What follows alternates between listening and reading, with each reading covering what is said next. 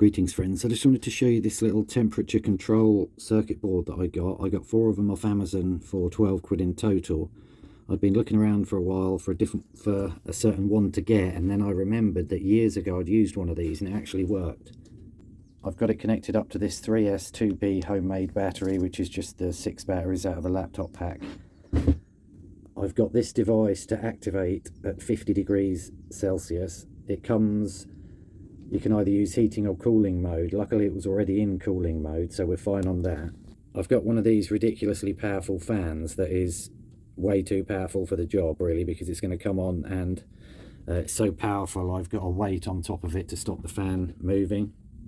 Here's the temperature sensor cable, which I'm going to heat up using a good old-fashioned method.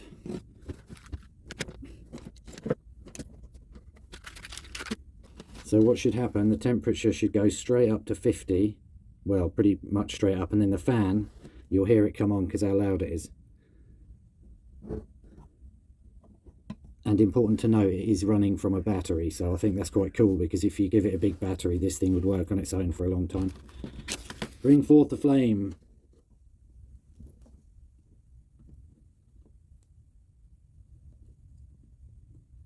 I don't want to melt the sensor.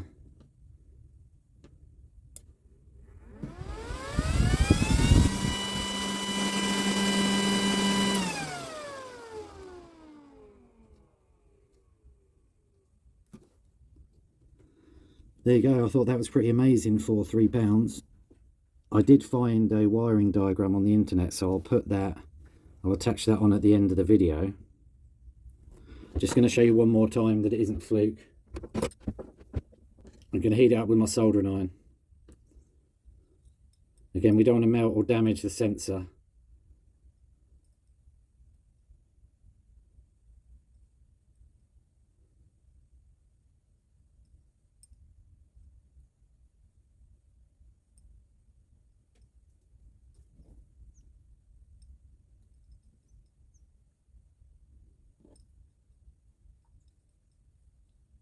Oh, it's actually 52 it triggers.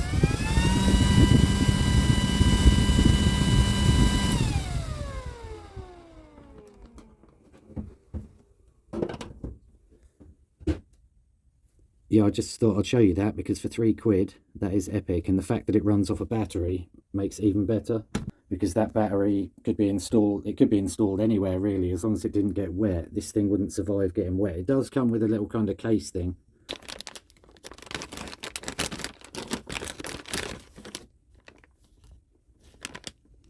Comes with a pack of screws and a rear and a front faceplate.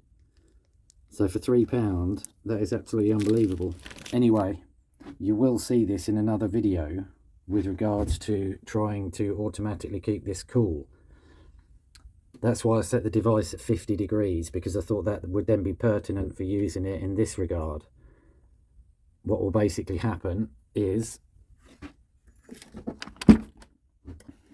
the temperature probe will be connected to the warmest part of the device, and the fan will just be in situ like that, and when the heat is registered, the fan will go on.